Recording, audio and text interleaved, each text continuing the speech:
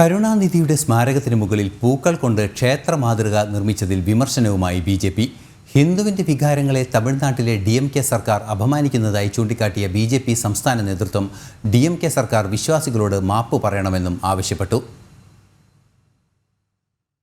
ചെന്നൈ മറീന ബീച്ചിലുള്ള കരുണാനിധിയുടെ സ്മാരകത്തിന് മുകളിൽ പൂക്കൾ കൊണ്ട് ക്ഷേത്രമാതൃക നിർമ്മിച്ചതാണ് വിമർശനങ്ങൾക്കിടയാക്കിയത്. ഒരാളുടെ മൃതശരീരം ദഹിപ്പിച്ചെടുത്ത് എങ്ങനെ ക്ഷേത്രമാതൃക നിർമ്മിക്കുവാൻ സാധിക്കുന്നുവെന്ന് ബി.ജെ.പി. സംസ്ഥാന വൈസ് പ്രസിഡന്റ് നാരായണൻ തിരുപ്പതി ചോദിച്ചു. ഹിന്ദുവിന്റെ ആചാരങ്ങളെയും വിശ്വാസങ്ങളെയും ധ്വംസിച്ച ഡി.എം.കെ സർക്കാർ മാപ്പ് പറയണമെന്നും ക്ഷേത്രമാതൃക മാറ്റാൻ മുഖ്യമന്ത്രി തന്നെ നിർദ്ദേശിക്കണമെന്നും അദ്ദേഹം ആവശ്യപ്പെട്ടു.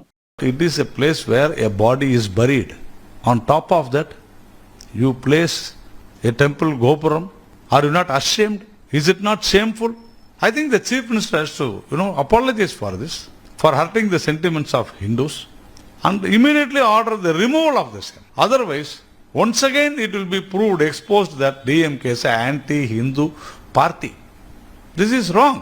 ഇതാദ്യമായുള്ള ഡി.എം.കെ നേതാക്കൾ ഹിന്ദു വിശ്വാസങ്ങൾക്ക് മേൽ കടന്നു കയറുന്നത് എന്നാണ് ബി.ജെ.പി. ചൂണ്ടിക്കാട്ടുന്നത്. സനാതനധർമ്മത്തെ തന്നെ ഇകഴ്ത്താൻ ശ്രമിച്ചത് തമിഴ്നാടിന്റെ ഉപമുഖ്യമന്ത്രി കൂടിയായ ഉദയനിധി സ്റ്റാലിനാണ്.